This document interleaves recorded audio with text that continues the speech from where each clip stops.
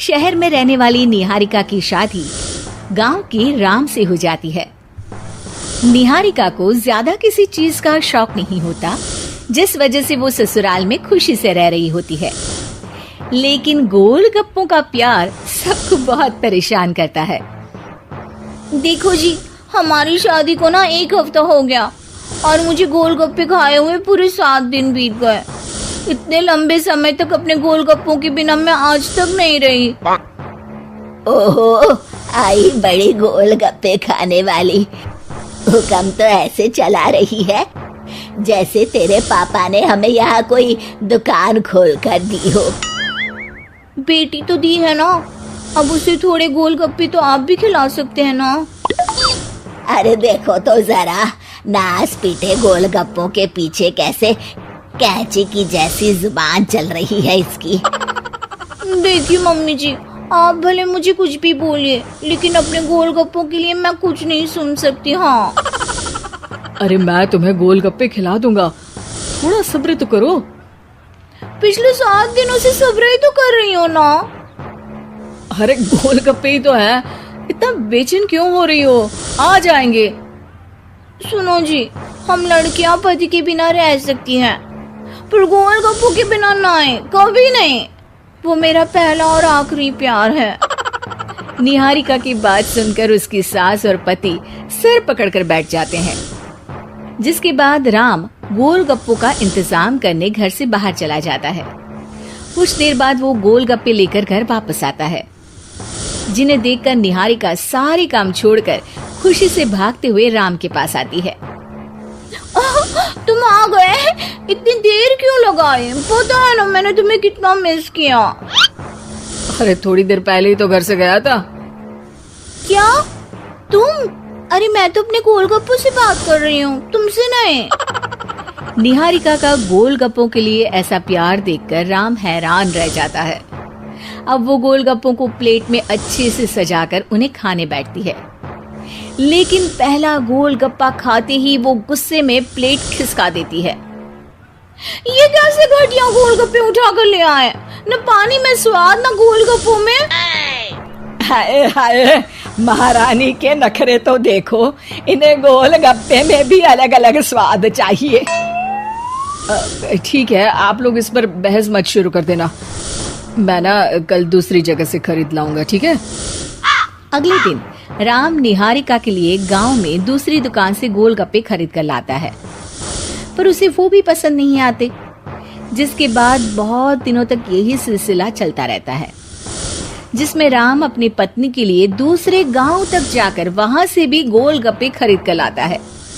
पर निहारिका को कहीं के कोई भी गोलगप्पे पसंद ही नहीं आते। तुमको तो अच्छे गोलगप्पे की पहचान करना आता ही नहीं है। तुमको गोलगप्पे का प्यार पता ही नहीं है, तुमसे कुछ होता ही नहीं है। अरे तुमसे बहुत होता है तो तुम खुद कर लो ना। सास की बात पर निहारिका बैग पैक करके घर से जाने लगती है, जिस पर राम उसे रोकते हुए कहता है, अरे इतनी सी बात पर कोई घर छोड़कर जाता है क्या? मैं कल शहर जाकर तुम्हारी पसंद के गोलगप्पे ले आऊंगा, ठीक है? आपको कहीं जाने की जरूरत नहीं है, मैं ही शहर चली जाती हूँ और घर छोड़कर नहीं जा रही, गोलगप्पे खाने जा रही हूँ। ये कहकर निहारिका शहर में अपने पापा के घर चली जाती है, जहाँ पर वो सुबह के नाश्ते से लेकर रात के खाने तक में मन और पेट भर कर गोलगप्पे खाती रहती है, जिससे उसकी तबीयत खराब हो जाती है और उसे अस्पताल में एडमिट करना पड़ता है। फूड पॉइजनिंग है, जंक फूड बिल्कुल बंद करना होगा। लो, बहुत गोलगप्पे गोलगप्पे करती रहती थी, कर दिया ना गोलगप्पे ने बीमार। और खाओ अब। माँ, इसके बारे में हम घर जाकर बात करेंगे। कुछ दिनों में निहारिका ठीक होकर अपने ससुराल वापस आ जाती है, जिस पर एक बार फिर सास बहू की नोकझोंक शुरू हो जाती है। अब थोड़े दिन अपने प्यार से दूर रहना, नहीं तो इस बार सीधा भगवान के घर पहुंच जाओगी। इस बार सास की बात का कोई जवाब दिए बिना निहारिका अपने कमरे में चली जाती है। बीमार होने की वजह से निहारिका गोलगप्पे तो खा नहीं पाती, लेकिन अभी भी उसके मन में हर वक्त उन्हीं के ख्याल चलते रहते हैं। हाय मेरे प्यारे गोलगप्पे, इस कल मुझे फूड पॉइजनिंग ने मुझे मेरे प्यार से दूर कर दिया। मेरे गोलगप्पों, मुझे तुम्हारी बहुत याद आ रही है। अगर मैंने तुम्हें खाया तो मम्मी जी तानों के ही गोलगप्पे बनाकर मुझे खिला देंगी। एक दिन निहारिका अपने चेकअप के लिए डॉक्टर के पास गई, जिसकी घर से निकलते ही राम रसोई में जाकर कुछ करने लगता है। शाम को निहारिका के घर वापस आते ही उसकी सास कहती है, शक्ल से तो लग रहा है कि डॉक्टर ने थोड़े और समय तक गोलगप्पे बंद कर दिए। अच्छा है, कम से कम अब हमें पूरा दिन गोलगप्पा पुराण तो नहीं सुनना पड़ेगा। सास की बातें सुनकर निहारिका चिढ़ते हुए अपने कमरे में जा रही होती है। तभी राम गोलगप्पों से भरी एक बड़ी प्लेट लेकर उसके सामने आ जाता है, जिन्हें देखकर निहारिका का चेहरा खिल उठता है। ये मैंने तुम्हारे लिए बनाया है। तुम्हें अपने पसंद की चीज खाने से कोई नहीं रोक रहा। जितना खाना है उतना खाओ, लेकिन उससे खाने की एक लिमिट होनी चाहिए। हाँ बहू, किसी भी चीज की अति हमेशा नुकसानदायक ही होती है। ठीक है, पर अभी मुंह में पानी आ रहा है। गोलगप्पे खाऊं प्लीज? अरे अकेले क्यों, सब साथ मिलकर खाएंगे ना। सिद्धि की शादी के बाद वो ससुराल चली जाती है। पीछे रह जाती है भाभी रानी। सिद्धि के ससुराल जाते ही भाभी कहती है, अरे वाह जी वाह, सारे कपड़े मेरे। हाय रे पैंट, अरे वाह वाह, मजा आ जाएगा। अरे ये सिद्धि की अलमारी के सामने खड़े होकर क्या बड़बड़ा रही है? जा जाकर देख मेहमानों को विदाई की मिठाई मिली कि नहीं। अब हाँ माँ जी, क्यों नहीं, लेकिन पहले कपड़े तो बदल लूं। अब रानी आ जाती है सिद्धि के उन कपड़ों में जो वो ससुराल जाने से पहले घर छोड़ जाती है। अरे रानी, कुछ दिन रुक जाती। अरे ये तो सिद्धि बिटिया को मैंने ही दिया था, बड़ा ही फबता था उस पर। तुझ पर तो कुछ खास नहीं लग रहा। अब वो ना मेरे सारे कपड़े गीले थे तो सोचा पहन लूं। वैसे भी सिद्धि को कौन सा दिन पुराने आउटडेटेड कपड़ों को पहनना है। वैसे भी ये सूट तो मैंने तभी पहना था, वैसे खास है भी नहीं ये। हाँ ठीक है, लेकिन ना मेरी सिद्धि पर तो जमता था। सारे मेहमान चले जाते हैं और सिद्धि ससुराल से मायके पहली बार आती है। अपना घर, अपना कमरा, अपनी अलमारी। ये बोलकर जैसे ही सिद्धि अलमारी खोलती है तो सामने उसके कपड़ों की जगह कुछ और ही रखा होता है। माँ, जरा कमरे में तो आना। सास और रानी वहाँ पहुँच जाते हैं। रानी ने पहनी होती है सिद्धि की जींस और टी शर्ट। अरे भाभी, ये क्या? ये तो मेरी बड़ी ही महंगी टी शर्ट है, इसे आपने घर में क्यों पहनी है? अरे बहुत मिलती है दीदी ये चौक की मार्केट में, 150 में। ओ भाभी प्लीज, ये एरोपोस्टल है, 2000 की एक टी शर्ट। ओहो, 2000 में तो दीदी 4 साड़ी आ जाए। अब क्या बोलूं? भाभी, ये मेरी अलमारी में छोटू के कपड़े, तो मेरे कपड़े कहाँ हैं? मेरी अलमारी में? अब दीदी आपको कौन से पुराने कपड़े पहनने थे? माना भाभी, लेकिन मैं जब घर आती तो यही सब पहनती ना। अरे तुम तो बड़ी कंजूस हो दीदी। खैर, वक्त आता है जब सिद्धि ससुराल के लिए रवाना हो रही होती है। अरे रानी, अंदर से सिद्धि का गिफ्ट ले आ। लड़की पहली बार ससुराल से मायके आई है। रानी अंदर जाती है और एक सिंपल सी साड़ी लेकर बाहर आ जाती है। ये लीजिए माँ जी। सास बेटी को गिफ्ट देकर ससुराल भेजती है। अगले दिन रानी एक सुंदर सी साड़ी पहनकर सामने आती है। अरे रानी, ये तो वो साड़ी है जो मैंने सिद्धि को देने के लिए दी थी जब वो ससुराल ले जाती, लेकिन ये तूने कैसे पहन ली? अरे माँ जी, ये साड़ी तो मुझे बहुत पहले से ही पसंद थी, लेकिन चिंता ना करिए, मैंने सिद्धि के लिए भी अच्छी सी साड़ी दी है। हाँ। तभी सिद्धि का फोन आता है। क्या माँ, कुछ अच्छा तो दिया होता ससुराल ले जाने के लिए। अरे पहले दिखा दिया होता। ये चमकते हुए पैकेट में नौकरानी वाली साड़ी मत दिया करो माँ। अरे बेटे, वो तेरी भाभी ने ना गलती से उससे पैकेट बदल गया। हाँ, मैं कल ही तेरे भाई के हाथ से तेरा वाला पैकेट भेज दूंगी। अरे रहने दो माँ, आई एम श्योर भाभी ने अभी वही साड़ी पहनी होगी जो तुमने मेरे लिए रखी थी। तुम तो समझ नहीं पाई उनको। खैर छोड़ो, मैं ज्यादा बोलती अच्छी नहीं लगती, रहने दो। आपको उन्हीं के साथ रहना है, फिर बात करेंगे। सास को रानी पर गुस्सा आ जाता है। वो उसके कमरे में जाती है जहाँ वो शादी का एल्बम देख रही होती है। रानी, मार्केट जाकर एक ऐसी ही साड़ी लेकर आ। कल प्रतीक जाकर सिद्धि के घर दे आएगा। अरे क्यों माँ जी, कितनी साड़ी देनी है दीदी को? यहाँ कोई सेल लगी है क्या? अरे चुप कर, मेरे बेटी के हिस्से की साड़ी खुद पहन ली, अब ज्यादा ज्ञान बांट रही है। एक दिन सिद्धि का फोन आता है। माँ, मेरी सास ने आज सबको खाने पर बुलाया है। सारे लोग सिद्धि के ससुराल पहुँचते हैं। खाना खाकर वो लोग निकल रहे होते हैं कि सिद्धि की सास सभी को गिफ्ट देती है। अरे बहन जी, बेटी के घर का खाना खा लिया, यही बहुत है, जो आप ऊपर से गिफ्ट भी दे रही है। अरे बहन जी, आप भी कहाँ इन बातों पर विश्वास कर रही है। सास सभी को गिफ्ट देती है, लेकिन रानी को जो साड़ी देती है वो अजीब सी हरे रंग की, लाल रंग की बड़ी छाप वाली होती है। अरे चीची, ये कौन पहनेगा? सासू माँ को तो जरी वाली इतनी सुंदर, और मेरे लिए ये नौकरानी वाली। अरे भाभी, दरअसल मैं जब भी घर आती थी आप वापसी में ऐसी ही साड़ी देती थी ना, तो माँ ने सोचा कि आपको आपकी पसंद की ही साड़ी क्यों ना दी जाए। बेचारी रानी, बोलती भी तो क्या। सिद्धि और सास रानी का चेहरा देखकर हंसने लगती है, तो रानी समझ जाती है कि अपने ही बिछाए जाल में वो फंस चुकी है। लॉकडाउन से पहले गीता के घर का नजारा कुछ ऐसा था कि रोहन ऑफिस जाता था और शिविन स्कूल। जिनके घर से जाने के बाद गीता काम खत्म करके बाकी समय आराम करती थी। लेकिन लॉकडाउन के बाद ऑफिस और स्कूल घर में ही खुल गए, और इससे गीता का हाल वो तो आपको देखने में ही मजा आएगा। शिविन, ओ शिविन, महाराज उठने के लिए क्या 21 तोपों की सलामी लेंगे? अरे बिस्तर से बाहर निकल, ऑनलाइन क्लास स्टार्ट होने वाली है। अरे तुम भी हद करती हो, स्पीकर की तरह चिल्लाने की क्या जरूरत है? दिख नहीं रहा मेरी कॉन्फ्रेंस चल रही है। अब कैमरा और स्पीकर ऑन कर रहा हूँ, मुझे कोई शोर नहीं चाहिए।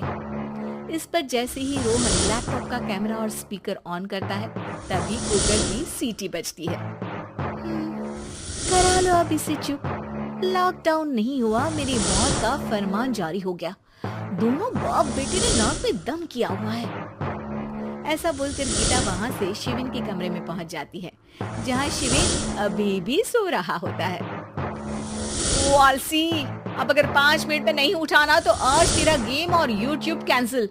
माँ की बात सुनकर शिविन बिना 1 मिनट गवाए उठ खड़ा होता है। उठ गया, अभी नागर भी आता हूँ। ये नाटक कहीं और, मुंह पर गीला कपड़ा मार और पढ़ने बैठ। शिविन की ऑनलाइन क्लास स्टार्ट हो जाती है, जिस पर गीता उसे वहां बिठाकर रसोई में चली जाती है।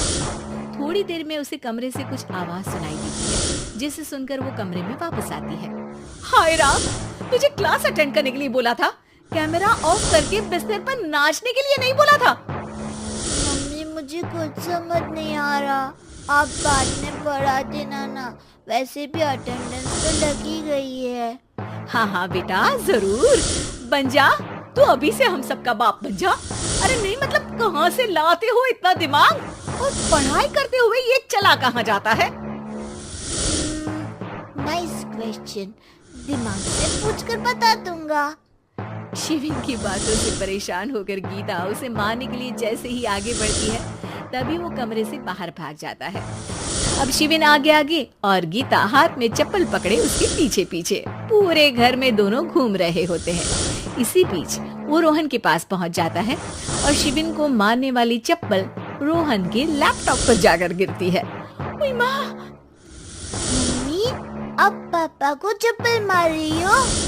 वो आज तक के रिपोर्टर, चुपचाप जाकर क्लास अटेंड कर ले, नहीं तो अगली तेरे पीछे लगेगी। इस पर शिविन वहां से चला जाता है, जिसके बाद रोहन गीता से कहता है, इस सर्कस के लिए कुछ बोलना चाहोगी? अरे क्या करूं, जब से तुम दोनों घर में रहने लगे हो, घर अपने आप ही सर्कस बन गया है और मैं तुम्हारी नौकर। कभी बेटी को संभालो तो कभी बाप के नखरे उठाओ। इन्हीं सब उथल पुथल में दिन बीतते रहते हैं, जिसमें हर रोज घर के अंदर कुछ नया सियप्पा खड़ा मिलता है, जो ज्यादातर शिविन और रोहन की ऑनलाइन स्कूल और ऑफिस से रिलेटेड ही होता है। एक सुबह, शिविन चल उठ, आज की क्लास जल्दी है। कैमरा ऑफ करके आप अटेंड कर लो। अरे ऐसे छित्तर पड़ेंगे, दादी नानी सब एक साथ याद आ जाएंगी। गीता की लाख मशक्कतों के बाद क्लास तो खत्म हो जाती है, लेकिन उसके बाद शिविन फोन इस्तेमाल करते हुए इंस्टाग्राम रील बनाने लगता है। रसोड़े में कौन था? तुम थी, मैं थी, कौन था? कौन था? हाँ, मैं गरीब हूँ। अरे ओ गरीब के बेटे, आजा, मैं बनाती हूँ तुझे गरीब। मैं बताती हूँ रसोड़ी में कौन था।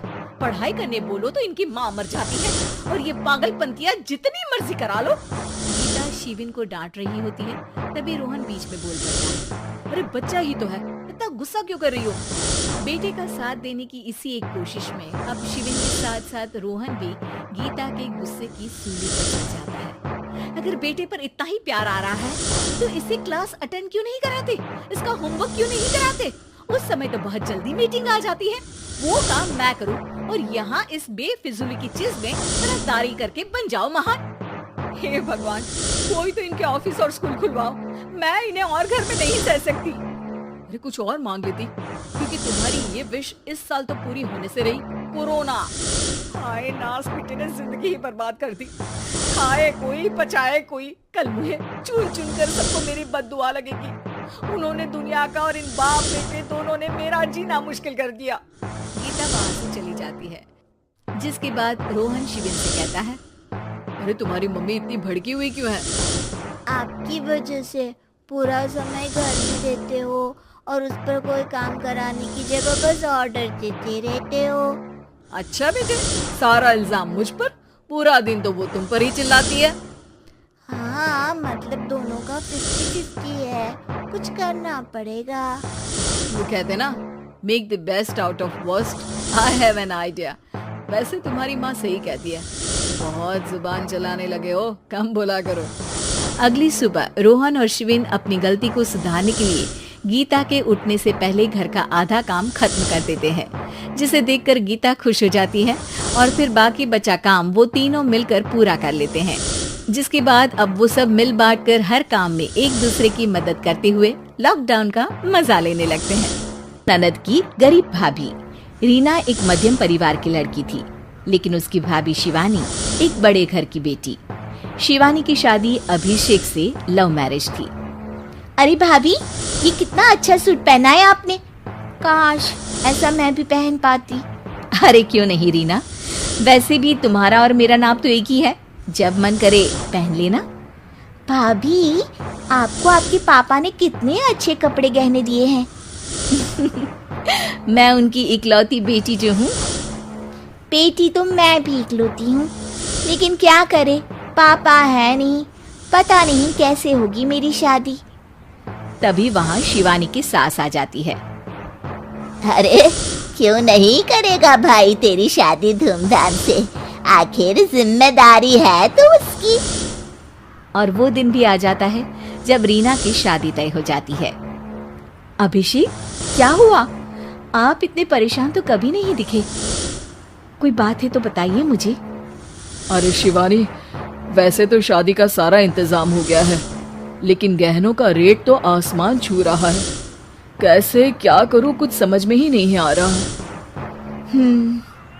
थोड़ी देर में शिवानी अपने पूरे गहने अभिषेक के सामने रख देती है। ये लीजिए, गहनों का इंतजाम भी हो गया। अरे नहीं नहीं शिवानी, मैं ये गहने किसी हालत में भी नहीं ले सकता। ये तुम्हारे पिता ने तुम्हें दिया था और तुम हो कि। तभी वहाँ सास आ जाती है। अरे तो क्या हुआ, इसकी तो हो गई ना शादी, अब किसे दिखाने हैं इसने गहने? सास गहनों का डिब्बा शिवानी के हाथ से लेकर वहां से चली जाती है। रीना की शादी धूमधाम से होती है और अब वो बड़े घर की बहू बन जाती है। वहीं रीना की शादी के बाद शिवानी और अभिषेक उसकी शादी के कर्जों से डूब जाते हैं। मैं सोच रही हूँ नौकरी करनी शुरू कर दूँ। वैसे भी पढ़ी लिखी हूँ, आपकी थोड़ी मदद भी हो जाएगी। वैसे शिवानी कुछ दिन कर लो तो अच्छा ही होगा, क्योंकि जरूरत भी है। अब शिवानी भी नौकरी करने लगती है और घर खर्चे में अभिषेक का हाथ बटाती है। एक दिन शिवानी, रीना का फोन आया था। कह रही थी कि आने वाले त्योहार में उसके ससुराल जाना है। ठीक है माँ। अरे ठीक तो है, लेकिन एक काम कर लेना, उसके सास ससुर से लेकर पूरे खानदान के कपड़े मिठाइयाँ सब ले आना, और हो सके तो रीना के लिए छोटे से कान में पहनने के बूंदे भी। और क्या है ना, शादी में उसे सारी बड़ी बड़ी कान की ज्वेलरी दी थी, घर में पहनने के लिए तो उसके पास कुछ भी नहीं है। शिवानी सोच में पड़ जाती है कि वो क्या करे, क्योंकि कर्जों और घर के खर्चों के बाद तो पैसे बचते ही नहीं थे। शिवानी फिर अपने पिता को फोन करती है और उनसे पैसे मांगती है। देखो शिवानी, मैंने तुम्हें शादी के वक्त ही मना किया था कि ऐसे घर में शादी करनी ही नहीं चाहिए। अरे अभिषेक को शर्म आनी चाहिए जो ससुराल से पैसे मंगवा रहा है। शिवानी को पिता की बात पर गुस्सा आ जाता है। आप मेरे पिताजी हैं और मैं परेशान थी, इसलिए आपसे मदद की उम्मीद की पापा। अभिषेक को तो पता भी नहीं है कि मैंने आपसे पैसे मांगे हैं।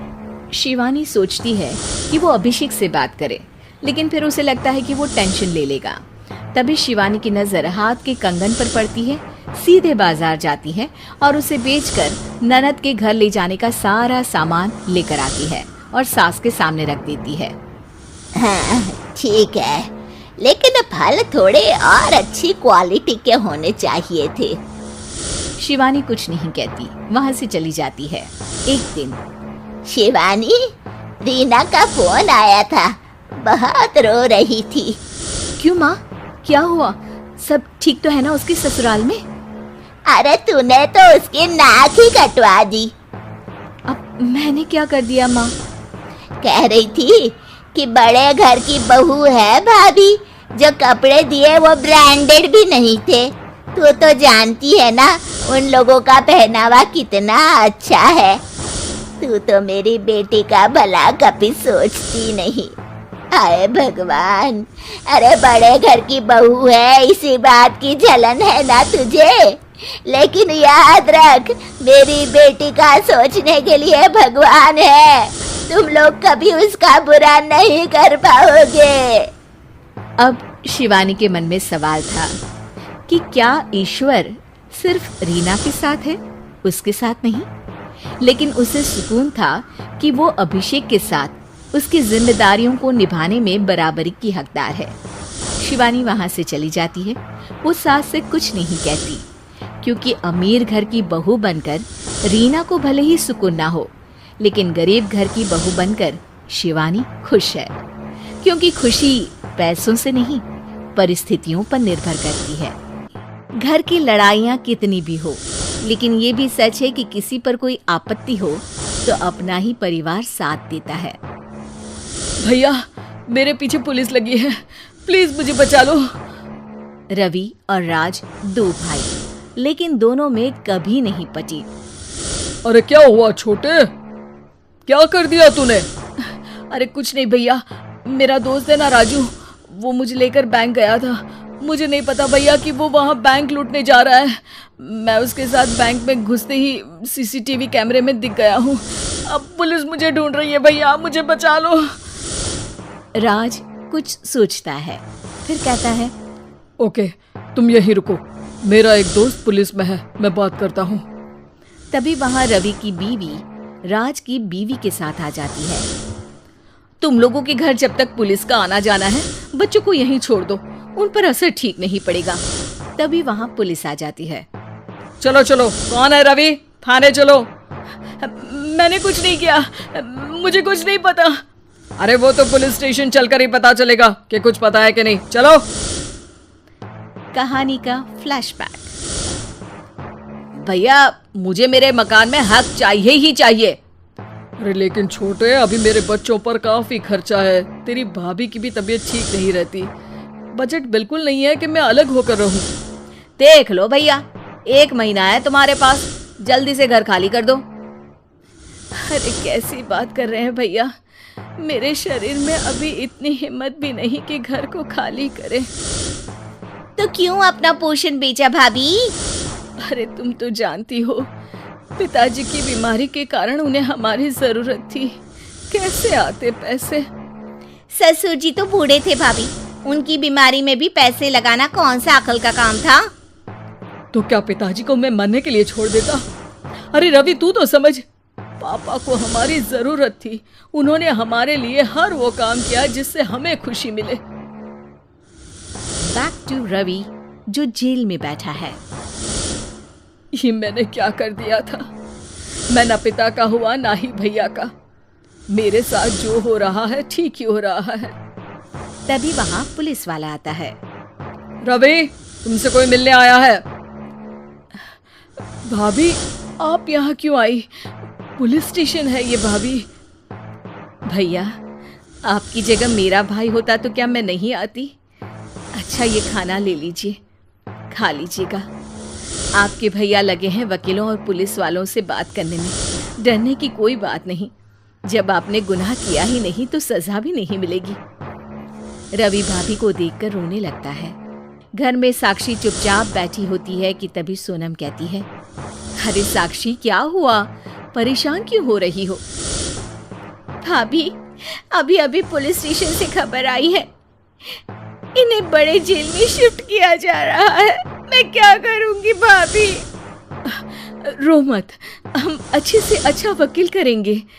लेकिन उसमें तो बड़े पैसे लगेंगे दीदी, हम इतना पैसा कहाँ से लाएंगे?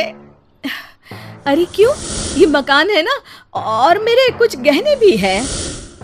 साक्षी की आंखों में पानी आ जाता है। पर दीदी ये तो आप और भैया की मेहनत की कमाई है। पापा के बाद भी तो हम लोगों का सब खत्म हो गया था। पापा को तो बचा नहीं पाए, लेकिन भैया को जरूर बचा लेंगे, और भगवान चाहेंगे ना तो दोनों भाई मिलकर इससे भी बड़ा मकान खड़ा कर लेंगे। साक्षी। थोड़ी देर में राज वहां आता है। सोनम सही कह रही है साक्षी, पैसों की कमी के कारण किसी भी बेगुनाह को सजा नहीं मिलती। राज एक अच्छा सा वकील करता है। सोनम और साक्षी बचाए पैसे और अपने गहनों को बेचकर रवि का केस लड़ते हैं और जल्द ही रवि जेल से बाहर आ जाता है। रवि राज को गले लगाकर कहता है, भैया मुझे माफ कर दो, मुझे साक्षी ने सब कुछ बताया है। भैया आपने मुझ पर विश्वास किया, मेरे लिए दिन रात मेहनत की, भाभी ने अपने गहने तक बेच दिए। भैया आपने तो पापा के लिए भी पैसे नहीं देखे, लेकिन मैं बहुत ही सेल्फिश निकला। भैया एक आखिरी बार मुझे माफ कर दो, मैं शर्मिंदा हूँ। अरे भाई अपने तो अपने ही होते हैं, पापा ने हमारे लिए क्या नहीं किया ये तुम्हें बताने की जरूरत नहीं है मुझे। और फिर तू तो मेरा भाई है, पैसे से बढ़कर रिश्ते होते हैं भाई। KGF वाली बहू। निर्मला जी के बेटे सुमित की शादी नव्या के साथ हो गई और निर्मला जी बहुत खुश थी, क्योंकि बहू रानी दिखने में बहुत खूबसूरत थी और नेचर भी अच्छा था। निर्मला जी का बहुत अच्छे से ख्याल रखती थी, कभी किसी से झगड़ा नहीं करती थी। लेकिन निर्मला जी की बहू में कुछ तो अनोखा था, और वो ये था कि KGF मूवी देखने के बाद KGF मूवी के हीरो की बहुत बड़ी फैन बन गई और बस हर वक्त उसे ही कॉपी करने की कोशिश करती रहती। बस एक यही आदत की वजह से निर्मला जी को कभी कभी उस पर गुस्सा आ जाता। बाकी सब कुछ ठीक था। सुमित बेटा, तुम नव्या को समझाने की कोशिश क्यों नहीं करते? अरे बार बार KGF के हीरो की तरह भेष बदल कर घूमती रहती है कॉलोनी में, सब देख देख कर हंसते हैं।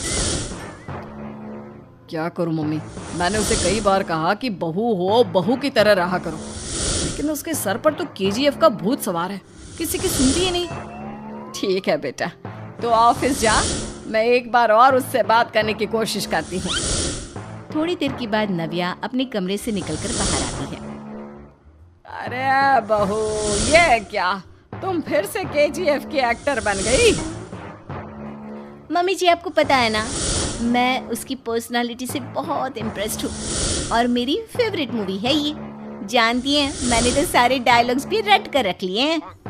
अरे बेटा, लेकिन थोड़ा बहुत समाज की भी तो परवाह करनी पड़ती है ना। तुम इस तरह घूमती हो, सब लोग क्या सोचते होंगे, थोड़ा तो डरा करो। मम्मी जी डर होना चाहिए और दिल में होना चाहिए, वो अपुन के नहीं सामने वाले के दिल में होना चाहिए। अरे यार, तुम फिर से केजीएफ के डायलॉग मारने लगी। अरे पता नहीं कब समझोगी। डोंट वरी मम्मी जी, मैं अभी आपके लिए गर्मा गर्म कॉफी बना कर लाती हूँ। उसके बाद आपकी सारी टेंशन रफू चक्कर हो जाएगी। कुछ दिनों के बाद नव्या, नव्या कहाँ हो तुम? मैं यहाँ हूँ। अरे क्यों इस तरह केजीएफ का हीरो बनकर घूम रही हो? कभी तो मेरी बीवी बनकर रह लिया करो। छोड़ो ना सुमित। अच्छा बताओ, मुझे आवाज किस लिए दे रहे थे? क्या बताऊं यार, मेरे बॉस ने मुझे इतना काम दे दिया ना, पूरी तरह से परेशान हो गई। ऐसा लगता है ऑफिस नहीं युद्ध पर जाता हूँ। अरे बेटा, परेशान क्यों होता है? ला, मैं तेरा सर दबा देती हूँ, दुखी मत हो। काम तो सबको करना ही पड़ता है। लेकिन मम्मी, ऑफिस में आजकल बहुत काम रहता है, थक जाता हूँ मैं। जानता है बेटा, जब तू छोटा था ना, तो मैं ऑफिस और तुझे संभालने का सारा काम करती थी, तब मुझे भी ऐसा ही लगता था। लेकिन कुछ दिनों के बाद सब ठीक हो जाएगा बेटा। सही कह रही है मम्मी जी, तुम अपने आप को ऑफिस में काम करने की वजह से योद्धा समझते हो, लेकिन जानते हो, इस दुनिया में सबसे बड़ा योद्धा एक माँ होती है। अरे ये डायलॉग तो मैंने कहीं सुना है। जरूर सुना होगा, केजीएफ फिल्म का डायलॉग, भला किसने सुना नहीं होगा? हे भगवान, कोई मेरी बीवी के सर से केजीएफ का भूत उतार दे। कुछ दिनों के बाद नव्या, सुमित तो ऑफिस चला गया। एक काम करते हैं, हम दोनों मार्केट चलते हैं, मुझे कुछ शॉपिंग करनी थी। ठीक है मम्मी जी, मैं अभी तैयार होकर आती हूँ। थोड़ी देर बाद नव्या फिर से केजीएफ फिल्म के हीरो की तरह गेटअप रखकर आ जाती है। अरे तुम फिर से ये बन गई। चलिए ना मम्मी जी, आप जानती है ना, मुझे ऐसे रहना बहुत पसंद है। प्लीज प्लीज प्लीज मम्मी जी। अच्छा ठीक है, चलो। मार्केट में निर्मला जी को उनकी एक सहेली मिलती है। अरे निर्मला, ये तुम किसे साथ में लेकर घूम रही हो? लगता है फिल्म का हीरो निकलकर तुम्हारे साथ आ गया है। मेरी बहन, क्या बताऊं, ये फिल्म का हीरो नहीं है। अच्छा, ये तुम्हारा बेटा होगा। बहुत दिनों से देखा नहीं ना, इसलिए पहचान नहीं पाई मैं। अरे नहीं नहीं, मेरी पूरी बात तो सुनो। ये मेरी बहू है नव्या। है? लेकिन दिखने में तो ये बिल्कुल केजीएफ के एक्टर की तरह नजर आ रही है। हाँ, वो क्या है ना, इसे इसी तरह रहना पसंद है। क्या बात है बहू, शहर में इस तरह घूम रही हो, तुम्हें बिल्कुल भी अजीब नहीं लगता? लोग तुम्हारे बारे में क्या कहेंगे? आंटी जी, जो शहर में रहने आता है ना, वो उसके बारे में सीखता है, और जो राज करने आता है ना, वो शहर को अपने बारे में सिखाता है। और मैं इस शहर को अपने बारे में सिखा रही हूँ। अरे ऐसा ही कुछ तो केजीएफ पिक्चर के हीरो ने भी बोला था ना अपनी फिल्म में।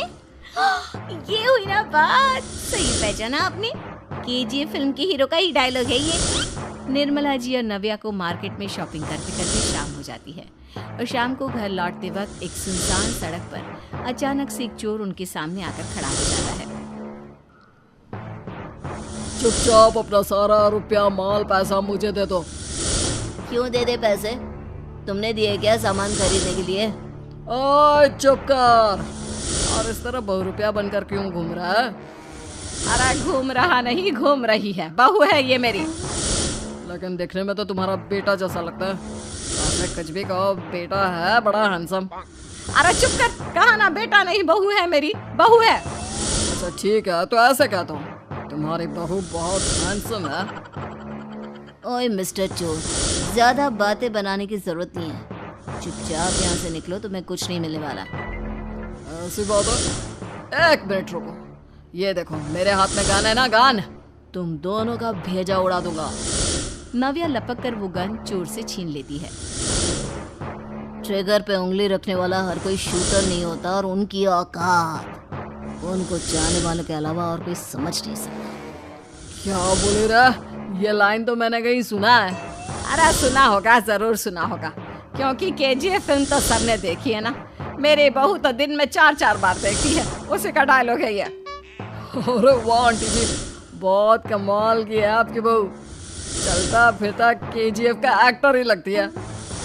एक काम करो, अब तुम यहाँ से चलते फिरते बनो, वरना तुम्हारी ये जो नकली गन है ना, इसी से नकली गोली चलाकर तुम्हारा नकली भेजा उड़ा दूंगी। चोर डर के मारे वहां से भाग जाता है। कुछ दिनों के बाद एक दिन सुमित नव्या से कहता है, नव्या, मेरे कुछ दोस्तों ने शहर के बाहर जो बड़ा सा गार्डन है ना, वहाँ पर गेट टुगेदर का प्लान बनाया है। तुम भी सही वक्त पर रेडी हो जाना, हम भी चलेंगे। रेडी होने में तो मैं माहिर हूँ, और आप तो जानती ही है ना मैं कैसे रेडी होती हूँ। नव्या प्लीज इस बार मेरे बीवी की तरह बनकर तैयार हो जाना। केजीएफ का एक्टर फिर कभी बन लेना। नहीं सुमित, मैं तुम्हारे दोस्तों से पहली बार मिल रही हूँ। मैं अपना असली हुनर तो दिखाऊंगी ना उन्हें, ताकि उन्हें भी पता चले कि तुम्हारी बीवी बीवी नहीं बल्कि एक बहुत फेमस फिल्म का स्टार है। स्टार। ठीक है, तुम्हारी जिद के आगे मेरी कहाँ चलने वाली है। और फिर सुमित अपनी बीवी को लेकर अपने दोस्तों के पास पहुंचता है। यह है मेरी पत्नी नव्या। अरे मुझे तो लगा ये तुम्हारा कोई नया दोस्त है। तो मैं भी बहुत देर से सोच रहा था कि सुमित का नया दोस्त तो बड़ा हैंडसम है। आप लोगों को गलत फहमी हुई है, मैं इनका दोस्त नहीं बल्कि इनकी बीवी हूँ। अगर आप बीवी हैं तो बीवी की तरह क्यों नहीं रहती? आपको देखकर तो ऐसा लगता है जैसे सुमित अपनी किसी कॉलेज की फ्रेंड को लेकर घूम रहा है। अब क्या बताऊं यार, तुम लोग ही समझाने की कोशिश करो, मेरी तो कोई बात नहीं सुनती। अरे भाभी जी, ये तो बहुत बुरी बात है, रियली वेरी बैड। हमारे दोस्त को तो बीवी के साथ रहने की फीलिंग ही नहीं आती होगी। If you think I am bad, I am your dad. अरे भाभी जी, क्या कमाल का डायलॉग मारा है, मजा आ गया। आप तो एक्टिंग भी बहुत अच्छी करती हैं। हाँ, लेकिन बस एक ही इंसान की एक्टिंग करती है मेरी बीवी, केजीएफ के हीरो, और उसी की तरह रूप बदल बदल कर घूमती रहती। यार सुमित, तेरे तो मजे हैं, चलता फिरता सिनेमा हॉल तेरे संग चलता है। बेटा, मेरे कितने मजे हैं और कितने नहीं ये तो मुझे ही मालूम है। ऐसा क्यों कह रहा है यार? सारा दिन डायलॉग सुनने को मिलते हैं और बीवी एक हैंडसम दोस्त की तरह नजर आती है, और क्या चाहिए? क्या बताऊं भाई, कई बार रात को सोते वक्त जेब में नकली गन रखकर सोती है और फिर झटके से मेरे सर पर गन तान के केजीएफ के डायलॉग मारती है। उस वक्त मेरी क्या हालत होती होगी ये तो मैं ही समझ सकता हूँ ना। सुमित की बात सुनकर उसके सारे दोस्त जोर जोर से हंसने लगते हैं। सुमा बहुत परेशान थी। दरअसल बात ये थी कि तीनों बहुओं में किसी बात को लेकर अनबन हो गई थी। तब से ही तीनों एक दूसरे से मुंह फुलाए रहती थी। ना कोई सीधे मुंह किसी से बात करती, ना किसी का कहना मानती। पड़ोसी भी इस बात को जानते थे और जाने कैसे कैसे बातें भी करते। इसीलिए सासू माँ ने तीनों बहुओं को तुरंत अपने कमरे में बुलाया। मैं कई दिनों से देख रही हूँ तुम तीनों अलग अलग सारे काम कर रही हो, ये सब नहीं चलेगा, तीनों को मिलकर ही काम करना पड़ेगा। सास की बात सुनकर एकदम से बड़ी बहू बोल उठती है। नहीं मम्मी जी, मैं इन दोनों के साथ कुछ नहीं कर सकती। मैं इस घर की बड़ी बहू हूँ, फिर भी ये मेरा कहना बिल्कुल भी नहीं मानती। अरे जेठानी जी, जानबूझकर मुझे डबल काम करवाती है आप, और छोटी मुझसे टेढ़े मुंह ही बात करती है।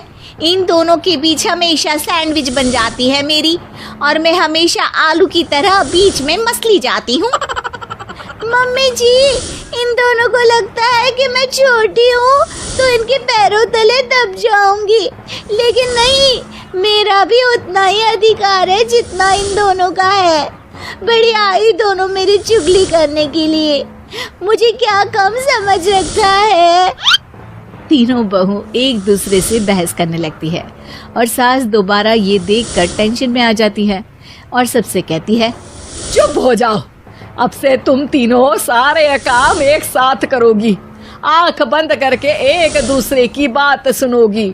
तुम तीनों इस बात को गांठ बांध लो, वरना अगली छुट्टियों में तुम्हारा अपना मायके जाना कैंसिल। सास की बातें सुनकर डर के मारे तीनों हामी भर देती हैं। जी मम्मी जी, मैं समझ गई। हाँ मम्मी जी, जैसा आप कहें। आप जो कहेंगे मैं वही करूंगी। तीनों बहू सास की बात को गांठ बांध लेती है और वादा करती है कि अब से सारे काम वो तीनों एक साथ मिलकर ही करेंगी। ये सब देखकर सास खुश हो जाती है और वहां से चली जाती है। नीचे जाकर वो देखती है कि घर में शर्मा जी आए हुए होते हैं। सास जोर से आवाज लगाकर कहती है, अरे बहू, जरा चाय बनाकर तो लाना, शर्मा जी आए हैं। सास की बात सुनकर तीनों बहू तुरंत किचन की ओर भागती है और चाय बनाना शुरू कर देती है। मुझे तो एकदम मसाले वाली कड़क चाय पसंद है, तो हम शर्मा जी के लिए मसाले वाली चाय ही बनाएंगे। अरे नहीं दीदी, गर्मी के मौसम में मसाला चाय कौन पीता है? मैं तो शर्मा जी के लिए इलायची वाली चाय ही बनाऊंगी। ये कैसी बात कर रही हैं आप दोनों? मेरी मम्मी ने सिखाया है कि मेहमान को ज्यादा दूध और शक्कर वाली चाय देनी चाहिए, वरना वो घर वालों को कंजूस समझते हैं। तो मैं तो शर्मा जी को ऐसी ही चाय दूंगी। तीनों बहुएं अपने अपने तरीके से चाय में शक्कर, मसाला, पत्ती सब डाल देती है। उबलने के बाद तीनों मिलकर चाय बाहर लेकर जाती है और शर्मा जी और सासू माँ को देती हैं। चाय पीने के बाद शर्मा जी सासू माँ को देखकर शर्मा जाते हैं और शर्मिंदा महसूस करते हैं कि आखिर उन्होंने चाय पीने के लिए हामी क्यों भरी। सासू माँ भी चाय पीना शुरू करती है और कहती हैं, अरे बहू, ये कैसी चाय बनाई है? चाय है या मीठे दूध की बासुंदी? हाँ, चाय अच्छी नहीं लगी क्या? कोई बात नहीं, हम पराठा बनाकर लाते हैं। चलो चलो अंदर। हाँ चलो। हाँ, आती हूँ मैं भी। नहीं नहीं, मेरा पेट चाय ने ही चौपट कर दिया, वही काफी है। पराठे से पोपट नहीं करवाना, मैं तो चलता हूँ। शर्मा जी चुपचाप पतली गली से निकल जाते हैं। अगले दिन सास बहुओं से कहती है, अरे बहू, जाओ जाके ऊपर के गेस्ट हाउस की सफाई कर दो। कल हमारे यहाँ मेरे दूर के रिश्तेदार आने वाले हैं, तो पूरे कमरे को चमका देना, समझी? तीनों बहू सास की बात को मानकर ऊपर सफाई करने चली जाती हैं और तीनों कमरे की सफाई चालू कर देती है। बड़ी बहू मकड़ी के जाले साफ करती है, तो बीच वाली झाड़ू लगाना और छोटी वाली सर्फ डालकर जमीन धोना शुरू कर देती है। अरे दीदी, जिठानी जी, अभी मैंने पूरी फर्श धोई और आप फिर से धूल नीचे गिरा रही हैं। और मछली जिठानी जी, आप भी ना झाड़ू की धूल यहाँ छटक रही हैं। अरे तीनों को साफ करना है, एक साथ सफाई करते हैं ना। अरे वही तो, हम साथ साथ हैं, घर साफ साफ है। तीनों बहू ऐसे ही काम में उलझ जाती है और 2 घंटे तक एक ही कमरे की सफाई करती रहती है। बहुत देर से अपनी बहुओं को ना देखने के कारण सास ऊपर कमरे में उन्हें देखने जाती है, लेकिन कमरे में घुसती ही वो गीली फर्श पर फिसलने के कारण नीचे गिर जाती है। ओरी मोरी मैया, हड्डी मरोड़ के रख दी। आए, मेरी तो कमर ही टूट गई रे। तीनों बहुएं सास को उठाती हैं और बिस्तर पर सुला देती है। अरे मेरे हाथ पैर दर्द कर रहे हैं, दबा दो, आराम मिलेगा। हाँ जी माँ जी। अरे जी माँ जी, जी माँ जी। और तीनों बहुएं एक साथ सास के हाथ को दबाना शुरू कर देती हैं। माँ की तो चीख ही निकल जाती है और नतीजा ये होता है कि सास के बचे हुए शरीर में भी दर्द उठ जाता है। हाय राम, ये क्या कर दिया तुम तीनों ने। अरे मेरी तो किस्मत ही फूटी है कि तुम जैसी बहुएं मुझे मिली। हे भगवान, पूरे शरीर में दर्द बढ़ गया है। अब तो पता नहीं कि चल भी पाऊंगी या नहीं। माफ करो, मुझे गलती हो गई मुझसे कि तुम तीनों को एक साथ काम करने के लिए बोला। सोचा था तीनों मिलके अच्छे से काम करेगी, लेकिन बड़े बुजुर्ग सही कहते थे कि 3 तिगाड़ा काम बिगाड़ा। तुम लोगों ने ये बात ना आज साबित करके दिखा दी। तुम तीनों को तो समझाना यानी मानो भैंस के आगे बीन बजाना है। तुम्हें अकेले अकेले काम करना है ना, तो अब से तुम अकेले ही अपना अपना काम करो। तीनों बहुएं वहां से जाने लगती है। अरे कहाँ जा रही हो? आप ही ने तो कहा कि अपना अपना काम करो, तो मुझे मुल्तानी मिट्टी लगानी है। अरे मुझे भी तो नेल पॉलिश लगानी है। मुझे ना मेहंदी लगानी है। सास अपना सर पीट लेती है और कहती है, अरे मुझे भी लगाना है कुछ। क्या माँ जी? क्या माँ जी? क्या माँ जी? तुम्हारे घर वालों को फोन तुम्हारी हरकतें बताने। तीन बहुओं के रवैये से सासू माँ बहुत परेशान थी। दरअसल बात ये थी कि तीनों बहुओं में किसी बात को लेकर अनबन हो गई थी। तब से ही तीनों एक दूसरे से मुंह फुलाए रहती थी। ना कोई सीधे मुंह किसी से बात करती, ना किसी का कहना मानती। पड़ोसी भी इस बात को जानते थे और जाने कैसे कैसे बातें भी करते। इसीलिए सासू माँ ने तीनों बहुओं को तुरंत अपने कमरे में बुलाया। मैं कई दिनों से देख रही हूँ तुम तीनों अलग अलग सारे काम कर रही हो। ये सब नहीं चलेगा, तीनों को मिलकर ही काम करना पड़ेगा। सास की बात सुनकर एकदम से बड़ी बहू बोल उठती है। नहीं मम्मी जी, मैं इन दोनों के साथ कुछ नहीं कर सकती। मैं इस घर की बड़ी बहू हूँ, फिर भी ये मेरा कहना बिल्कुल भी नहीं मानती। अरे जेठानी जी, जानबूझकर मुझे डबल काम करवाती है आप, और छोटी मुझसे टेढ़े मुंह ही बात करती है। इन दोनों के बीच हमेशा सैंडविच बन जाती है मेरी, और मैं हमेशा आलू की तरह बीच में मसली जाती हूँ। मम्मी जी, इन दोनों को लगता है कि मैं छोटी हूँ तो इनके पैरों तले दब जाऊंगी, लेकिन नहीं, मेरा भी उतना ही अधिकार है जितना इन दोनों का है। बड़ी आई दोनों मेरी चुगली करने के लिए, मुझे क्या कम समझ रखा है। तीनों बहू एक दूसरे से बहस करने लगती है और सास दोबारा ये देखकर टेंशन में आ जाती है और सबसे कहती है, चुप हो जाओ, अब से तुम तीनों सारे काम एक साथ करोगी, आंख बंद करके एक दूसरे की बात सुनोगी। तुम तीनों इस बात को गांठ बांध लो, वरना अगली छुट्टियों में तुम्हारा अपना मायके जाना कैंसिल। सास की बातें सुनकर डर के मारे तीनों हामी भर देती हैं। जी मम्मी जी, मैं समझ गई। हाँ मम्मी जी, जैसा आप कहें। आप जो कहेंगी मैं वही करूंगी। तीनों बहू सास की बात को गांठ बांध लेती है और वादा करती है कि अब से सारे काम वो तीनों एक साथ मिलकर ही करेंगी। ये सब देखकर सास खुश हो जाती है और वहां से चली जाती है। नीचे जाकर वो देखती है कि घर में शर्मा जी आए हुए होते हैं। सास जोर से आवाज लगाकर कहती है, अरे बहू, जरा चाय बनाकर तो लाना, शर्मा जी आए हैं। सास की बात सुनकर तीनों बहू तुरंत किचन की ओर भागती है और चाय बनाना शुरू कर देती है। मुझे तो एकदम मसाले वाली कड़क चाय पसंद है, तो हम शर्मा जी के लिए मसाले वाली चाय ही बनाएंगे। अरे नहीं दीदी, गर्मी के मौसम में मसाला चाय कौन पीता है? मैं तो शर्मा जी के लिए इलायची वाली चाय ही बनाऊंगी। ये कैसी बात कर रही हैं आप दोनों? मेरी मम्मी ने सिखाया है कि मेहमान को ज्यादा दूध और शक्कर वाली चाय देनी चाहिए, वरना वो घर वालों को कंजूस समझते हैं। तो मैं तो शर्मा जी को ऐसी ही चाय दूंगी। तीनों बहुएं अपने अपने तरीके से चाय में शक्कर, मसाला, पत्ती सब डाल देती है। उबलने के बाद तीनों मिलकर चाय बाहर लेकर जाती है और शर्मा जी और सासू माँ को देती हैं। चाय पीने के बाद शर्मा जी सासू माँ को देखकर शर्मा जाते हैं और शर्मिंदा महसूस करते हैं कि आखिर उन्होंने चाय पीने के लिए हामी क्यों भरी।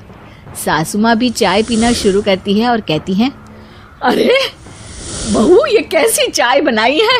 चाय है या मीठे दूध की बासुंदी? हाँ, चाय अच्छी नहीं लगी क्या? कोई बात नहीं, हम पराठा बनाकर लाते हैं। चलो चलो अंदर। हाँ हाँ चलो। हाँ आती हूँ मैं भी। नहीं नहीं, मेरा पेट चाय ने ही चौपट कर दिया, वही काफी है। पराठे से पोपट नहीं करवाना, मैं तो चलता हूँ। शर्मा जी चुपचाप पतली गली से निकल जाते हैं। अगले दिन सास बहुओं से कहती है, अरे बहू, जाओ जाके ऊपर के गेस्ट हाउस की सफाई कर दो। कल हमारे यहाँ मेरे दूर के रिश्तेदार आने वाले हैं, तो पूरे कमरे को चमका देना, समझी? तीनों बहू सास की बात को मानकर ऊपर सफाई करने चली जाती हैं और तीनों कमरे की सफाई चालू कर देती है। बड़ी बहू मकड़ी के जाले साफ करती है तो बीच वाली झाड़ू लगाना और छोटी वाली सर्फ डालकर जमीन धोना शुरू कर देती है। अरे दीदी जेठानी जी, अभी मैंने पूरी फर्श धोई और आप फिर से धूल नीचे गिरा रही हैं। और मछली जेठानी जी, आप बिना झाड़ू की धूल यहाँ छटक रही हैं।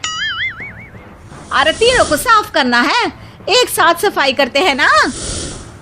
अरे वही तो, हम साथ साथ हैं, घर साफ साफ है। तीनों बहू ऐसे ही काम में उलझ जाती है और 2 घंटे तक एक ही कमरे की सफाई करती रहती है। बहुत देर से अपनी बहुओं को ना देखने के कारण सास ऊपर कमरे में उन्हें देखने जाती है, लेकिन कमरे में घुसते ही वो गीली फर्श पर फिसलने के कारण नीचे गिर जाती है। ओरी मोरी मैया, हड्डी मरोड़ के रख दी। आए मेरी तो कमर ही टूट गई रे। तीनों बहुएं सास को उठाती हैं और बिस्तर पर सुला देती है। अरे मेरे हाथ पैर दर्द कर रहे हैं, दबा दो, आराम मिलेगा। हाँ जी माँ जी। अरे जी माँ जी, जी माँ जी। और तीनों बहुएं एक साथ सास के हाथ को दबाना शुरू कर देती हैं। माँ की तो चीख ही निकल जाती है और नतीजा ये होता है कि सास के बचे हुए शरीर में भी दर्द उठ जाता है। हाय राम, ये क्या कर दिया तुम तीनों ने। अरे मेरी तो किस्मत ही फूटी है कि तुम जैसी बहुएं मुझे मिली। हे भगवान, पूरे शरीर में दर्द बढ़ गया है। अब तो पता नहीं कि चल भी पाऊंगी या नहीं। माफ करो, मुझे गलती हो गई मुझसे कि तुम तीनों को एक साथ काम करने के लिए बोला। सोचा था तीनों मिलके अच्छे से काम करेगी, लेकिन बड़े बुजुर्ग सही कहते थे कि 3 तिगाड़ा काम बिगाड़ा। तुम लोगों ने ये बात ना आज साबित करके दिखा दी। तुम तीनों को तो समझाना यानी मानो भैंस के आगे बीन बजाना है। तुम्हें अकेले अकेले काम करना है ना, तो अब से तुम अकेले ही अपना अपना काम करो। तीनों बहुएं वहां से जाने लगती है। अरे कहाँ जा रही हो? आप ही ने तो कहा कि अपना अपना काम करो, तो मुझे मुल्तानी मिट्टी लगानी है। अरे मुझे भी तो नेल पॉलिश लगानी है। मुझे ना मेहंदी लगानी है। सास अपना सर पीट लेती है और कहती है, अरे मुझे भी लगाना है कुछ। क्या माँ जी? क्या माँ जी? क्या माँ जी? तुम्हारे घर वालों को फोन तुम्हारी हरकतें बताने के लिए।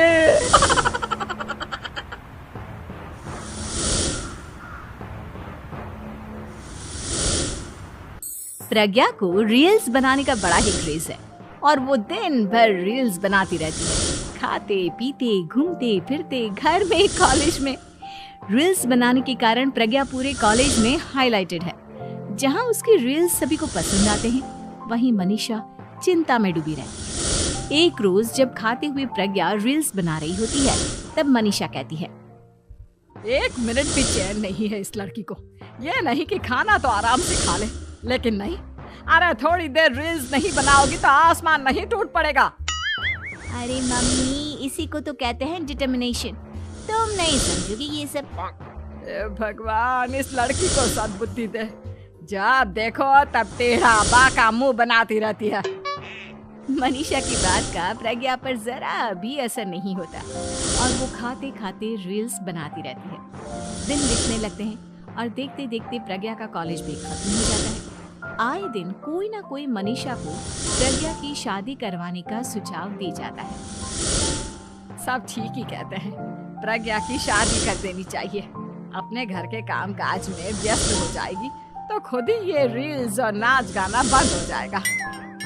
मनीषा और प्रेम प्रज्ञा के लिए एक अच्छा लड़का ढूंढने लगते हैं और तभी विकी का रिश्ता प्रज्ञा के लिए आता है, जिसने प्रज्ञा को उसकी रील्स देखकर पसंद कर लिया था। अगले दिन विकी अपने माता पिता के साथ प्रज्ञा के घर पहुंच जाता है और प्रज्ञा साड़ी पहने हाथों में चाय की ट्रे लिए उनके सामने आती है। जब विकी को पसंद है तो हमें भी बहू पसंद है। बहन जी, आप बारात की तैयारी कीजिए। एक बार लड़का लड़की अकेले में बात कर ले तो अच्छा रहेगा। हाँ हाँ, क्यों नहीं। मनीषा विकी को प्रज्ञा के कमरे में भेजती है, जहाँ प्रज्ञा पहले से ही रील्स बना रही होती है। तभी विकी कहता है, आ गए आपके साजन जी। हमारे साथ ये रील्स कंप्लीट करती तो और भी अच्छा रहता। अच्छा जी, अब आ ही गए हैं तो बना ही देती हूँ आपके साथ। दोनों मिलकर रील्स बनाते हैं। जब वी मीट और तुरंत पोस्ट भी कर देते हैं। फिर विकी कहता है, जब आप साड़ी में चाय लेकर आई तब मुझे लगा कि कहीं मैं गलत घर में तो नहीं आ गया। अब सही है। दोनों की शादी पक्की हो जाती है और शादी के दिन भी प्रज्ञा रील्स बनाने से चूकती नहीं। यहाँ तक कि बारात के समय भी नाचते हुए रील्स बनाती है। सभी लोग प्रज्ञा की तारीफ के पुल बांध देते हैं और प्रज्ञा नाचती गाती अपने ससुराल चली जाती है। सब कुछ अच्छा चल रहा होता है। प्रज्ञा यहाँ भी दिन भर हर चीज की रील्स बनाती रहती है। लेकिन कुछ दिनों के बाद जब सुनीता कहती है, बहू, ये रील्स के साथ साथ कुछ काम भी कर लिया करो। वैसे तुझे और क्या क्या बनाना आता है? मम्मी जी वैसे तो सब कहते हैं कि मैं सब कुछ अच्छा बनाती हूँ, लेकिन मुझे लगता है कि मैं मैगी अच्छा बना लेती हूँ। हाँ, कॉफी भी अच्छा बना लेती हूँ और मुंह तो सबसे अच्छा बना लेती हूँ। हैं? अच्छा अच्छा। सुनीता अपना माथा पकड़ लेती है और कहती है, बहू, कुछ खाना बनाना भी सीख लेती। मम्मी जी मैं लंबी प्लानिंग कर रही हूँ। जल्दी ही मैं इतनी फेमस हो जाऊंगी कि मुझे पैसे मिलने लगेंगे।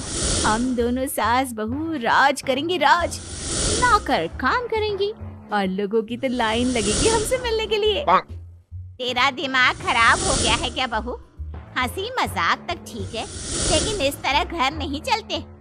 जितना जल्दी हो इस घर के तौर तरीकों को सीख लो। प्रज्ञा मुंह घुमाकर चली जाती है और तुरंत उसी वक्त एक रील बनाती है। ये देख सुनीता का गुस्सा 7वें आसमान पर चला जाता है और विकी के घर आते ही सुनीता उसे सब कुछ बताती है। विकी भी अब प्रज्ञा की इन हरकतों से परेशान हो जाता है। तुम टेंशन मत लो मम्मा, मैं देख लूंगा। विकी कमरे में जाता है तो देखता है कि प्रज्ञा रील्स बना रही है। विकी बड़े ही प्यार से प्रज्ञा से कहता है, प्रज्ञा, इन सब के लिए मैं तुम्हें मना नहीं कर रहा हूँ, लेकिन फिर भी हर वक्त तो ये अच्छा नहीं लगता ना। समझने की कोशिश करो, मुझे भी तुम्हारा थोड़ा वक्त चाहिए। मैं जब ऑफिस से आता हूँ तो मुझे समय देने की जगह इसी में लगी रहती है। तुम ज्यादा ही सोच रहे हो। तुम भी मेरे साथ रील्स बनाओ ना, तुम्हें भी बहुत अच्छा लगेगा। तुम्हें इज्जत से कोई बात समझ में नहीं आती क्या? दिमाग खराब हो गया है तुम्हारा इस चकाचौंध से। अगर तुमने अपना रवैया नहीं बदला तो मैं तुमसे दूर चला जाऊंगा। तुम ही रिश्ता लेकर आए थे, मुझे लड़कों की कमी नहीं थी और ना आज है। विकी दरवाजा पटक कर चला जाता है। धीरे धीरे विकी प्रज्ञा से दूर होता जाता है। एक रोज मनीषा प्रज्ञा के ससुराल उससे मिलने जाती है। तब सुनीता उससे कहती है, बहन जी, अब आई हैं तो कुछ दिन यहाँ रहकर जाइएगा। आप ही का घर है। हाँ मम्मी, बहुत दिन हो गए तुम्हारे साथ एक भी रील नहीं बनाई मैंने। प्रज्ञा तुरंत अपने फोन में रील्स ऑन कर लेती है। ये सब मुझसे नहीं होता। तेरा ये भूत अभी तक नहीं उतरा क्या? बहन जी, आप कुछ कहती नहीं क्या इसे? जब आप ही कुछ नहीं कर पाई तो मैं कर ही क्या सकती हूँ।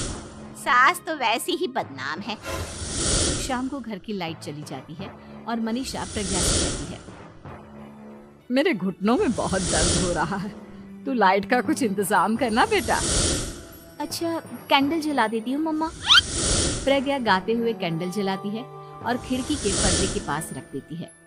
मनीषा, जिसे बहुत दर्द हो रहा है, वो सो जाती है और प्रज्ञा हमेशा की तरह अपने रील्स में लग जाती है।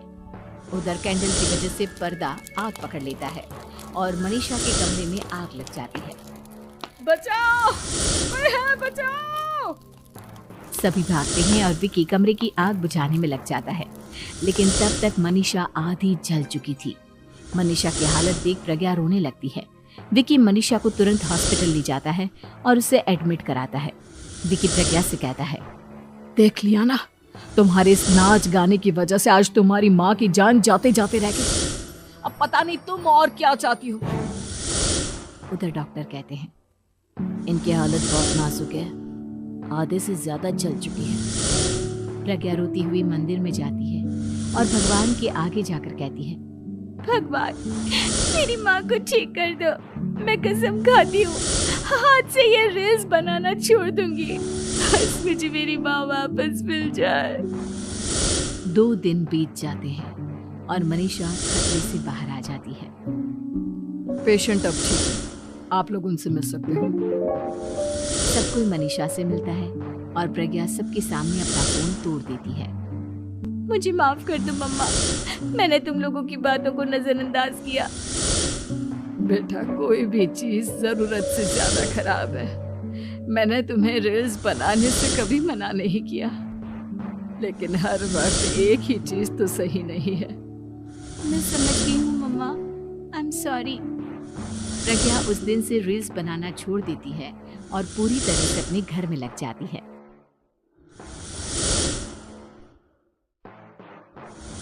एक शाम प्राची टीवी पर सीरियल देख रही होती है, तभी उसकी सास वहां आती है।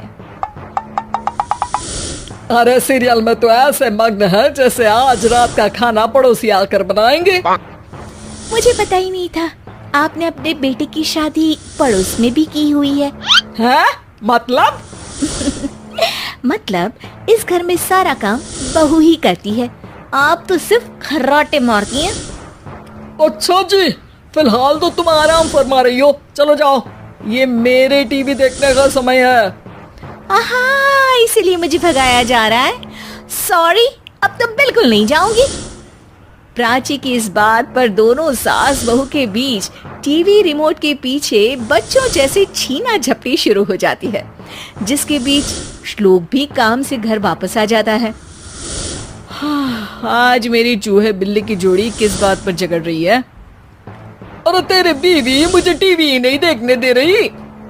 अरे तुम्हारी मम्मी मुझे खाना बनाने के लिए फोर्स कर रही है। अरे वाह, ऐसे बेतुके रीजन पर तो बच्चे भी झगड़ा नहीं करते। अरे मुझे कुछ मत बोल, सब इसने ही शुरू किया है। हाँ हाँ, जैसे आप तो बहुत दूध की धूली है ना। अरे बस, दोनों चुप। प्राची जाओ, खाने की तैयारी करो। और माँ तुम छोड़ो, तुम्हें क्या बोलूं, शांति से अपना सीरियल देखो, मुझे दोबारा लड़ने की आवाज सुनाई नहीं देनी चाहिए। ऐसा बोलकर श्लोक वहां से चला जाता है, जिसके पीछे पीछे प्राची भी कुछ न कुछ बड़बड़ाते हुए रसोई में चली जाती है। हाँ हाँ, सासू जी को तो कुछ बोलेंगे ही नहीं, बस मुझ पर ही हुक्म चलता है, खाना बनाओ, जैसे मैं इनके घर में खाना बनाने के लिए आई हूँ। इसी तरह शाम बीतती है और रात को श्लोक और प्राची की सास खाना खाकर सोने चले जाते हैं, लेकिन प्राची गुस्से में कुछ खाए बिना काम में ही लगी रहती है। इस घर में किसी को घंटा फिक्र नहीं पड़ता, मैं खाऊं या भूखी रहूं। प्राची कुछ देर के लिए रसोई से बाहर जाती है और जैसे ही वापस आती है तो वहां दूध का भरा ग्लास देखकर हैरान रह जाती है। फिक्र पूरी है, बस दिखाना नहीं है। प्राची दूध पीकर सोने चली जाती है और अगली सुबह एक बार फिर सास बहू का कार्टून नेटवर्क स्टार्ट हो जाता है। ये तुमने ही किया है। अरे अजीब जबरदस्ती है, मैं बोल रही हूँ मैंने कुछ नहीं किया। दोनों ने मिलकर पूरे घर को पागल खाना बनाया हुआ है। यहाँ कोई नॉर्मल इंसान तो रह ही नहीं सकता, इसीलिए अब पड़ोसी क्या रिश्तेदार भी घर आने से कतराते हैं। और सुन बेटे, तू भी चंगा, तेरी माँ भी चंगी, तेरी बीवी भी चंगी, रिश्तेदार। हाँ जी, आपको नहीं पता क्या, गंगाधर ही शक्तिमान है, रिश्तेदार ही। हाँ हाँ, बस समझ गया। कभी जानवरों जैसे लड़ेंगी तो कभी जुगलबंदी करेंगी। भाई मैं आप दोनों के बीच में नहीं फंसना चाहता। सास बहू की इस मनमौजी जोड़ी से परेशान होकर श्लोक अपना सिर खुजलाता वहां से चला जाता है। चलो अब मैं भी कीर्तन में जा रही हूँ। इस पर जैसे ही सास कमरे में अपना पर्स लेने जाती है तो वहाँ नाश्ते की प्लेट रखी देख मुस्कुराने लगती है और नाश्ता करके घर से बाहर निकलते हुए कुछ पैसे टेबल पर रख जाती है।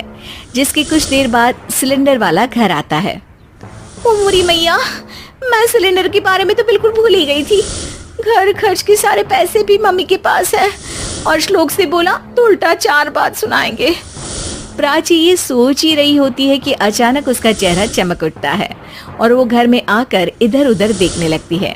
तभी उसकी नजर टेबल पर रखे पैसों पर पड़ती है जिन्हें वो सिलेंडर वाले को दे देती है। ये सब श्लोक देख लेता है। अच्छा बेटे, इतना बड़ा घोटाला, सबके सामने मैं तेरी दुश्मन और पीठ पीछे तेरी मेरी यारी। इस पर श्लोक एक प्लान बनाता है और शाम को सब एक साथ बैठे होने पर बोलने लगता है। माँ, तुम दोनों की बहुत लड़ाई होती है, इसलिए मैं सोच रहा हूँ कि प्राची को उसके घर छोड़ाऊं। इससे वो भी खुश रहेगी और तुम भी। अचानक श्लोक की ये बात सुनकर सास बहू शौक से उसकी तरफ देखती है। अरे ऐसे कैसे घर छोड़ाओगे? मुझे कहीं नहीं जाना। अरे तुमने बोला नहीं पर मैंने सुन लिया। तुम्हें मम्मी के साथ रहना अच्छा नहीं लगता, मुझे पता है। अरे वो अरे, जब बहू खुद कुछ काम बोले तो वो तुझे सुनता नहीं, और अब जो इसने बोला ही नहीं वो तू समझ गया। जब उसे नहीं जाना तो फिर जबरदस्ती क्यों कर रहा है? अच्छा, फिर आपको मौसी के घर छोड़ाता हूँ। बस अब आप दोनों एक घर में एक छत के नीचे नहीं रह सकते। मैं इस टॉम एंड जेरी की जोड़ी को और नहीं झेल सकता। है? ऐसे कैसे नहीं रह सकते? तुम्हें इतनी दिक्कत है तो तुम्हारा बोरिया बिस्तर पैक कर देती हूँ, लेकिन मम्मी जी कहीं नहीं जाएंगी। बिल्कुल यही सुनना था मुझे। अगर दोनों में इतना ही प्यार है फिर हर वक्त ये लड़ाई का नाटक क्यों करती हो? देखा मैंने कैसे माँ किचन में दूध रखती है और तुम उनके लिए कमरे में नाश्ता रखती हो, और कैसे वो पहले ही तुम्हारी दिक्कत समझकर घर में पैसे रखकर बाहर जाती है। अरे भाई, इतना ड्रामा तो डेली सोप में भी नहीं होता जितना तुम दोनों ने इस घर में फैलाया हुआ है। तू हमें टॉम एंड जेरी बोलता है ना, तो याद कर वो दोनों भी एक दूसरे को बाहर वालों की बुरी नजर से बचाने के लिए हमेशा सबके सामने लड़ते थे, लेकिन अकेले में दिक्कत के समय मदद भी तो करते थे। बस हमारा रिश्ता भी कुछ ऐसा ही है। और वैसे भी अगर सास बहू में तू मैं नहीं होती तो दुनिया वालों को कहानियां कैसे मिलेंगी?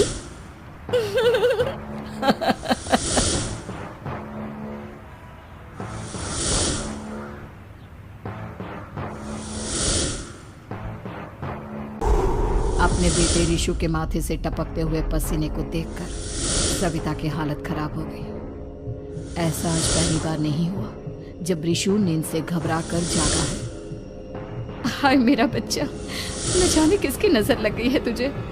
जब से मेरे बच्चे ने 10वीं के एग्जाम में स्कूल टॉप किया है तब से रोज बुरे बुरे सपने आने लगे हैं।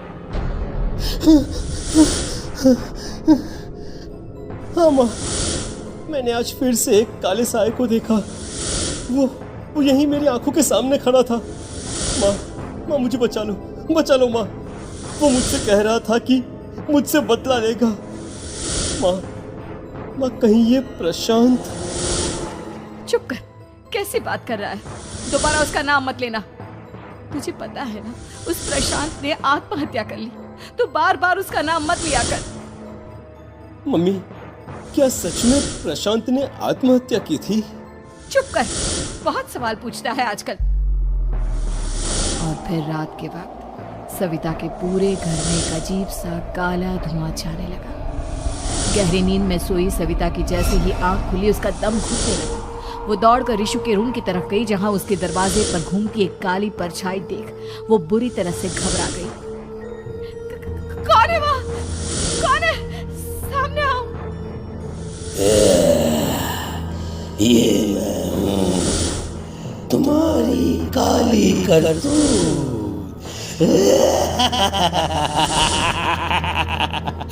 और अब मैं तुम्हारे बेटे को ले जाने आया हूँ।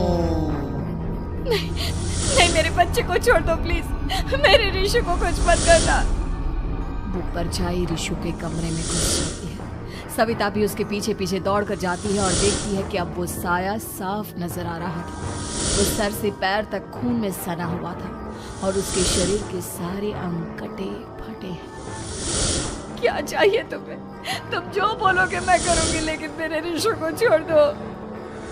उस परछाई ने रिशु को गर्दन से पकड़कर दीवार के सहारे हवा में उछाल दिया। रिशु जोर जोर से चिल्लाने लगा। माँ, माँ बचाओ मुझे, बचा लो माँ, माँ ये मुझे मार डालेगा, माँ मुझे बचा लो माँ।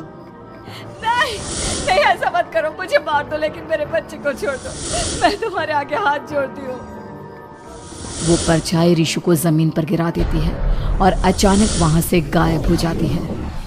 रिशु, मेरा बच्चा, तू ठीक तो है ना? कुछ बोल बेटा, क्या हुआ है तुझे? मैं ठीक हूँ माँ। क्या हुआ था यहाँ पर? कुछ नहीं बेटा, कुछ नहीं, तू परेशान मत हो। हम कल ही गांव के बाहर जो तांत्रिक महाराज रहते हैं उनके पास चलेंगे। ठीक है माँ, हम जल्द ही उनके पास चलेंगे। मुझे बहुत डर लग रहा है माँ, ये बार बार मुझे डरावने सपने आना, ये सब हमारे साथ क्यों हो रहा है माँ? अगले दिन सविता अपने बेटे रिशु को लेकर गांव के बाहर तांत्रिक के पास जाती है। जिस जगह पर तांत्रिक रहा करता था वो जगह बहुत डरावनी थी। चारों तरफ कंकाल और भूतियां नजर आ रही थी। गांव से दूर वीराने में उस जगह पर जोर से आंधी चल रही थी। रिशु ने डर कर अपनी माँ का हाथ पकड़ लिया। माँ मुझे बहुत डर लग रहा है, ये कैसी जगह है?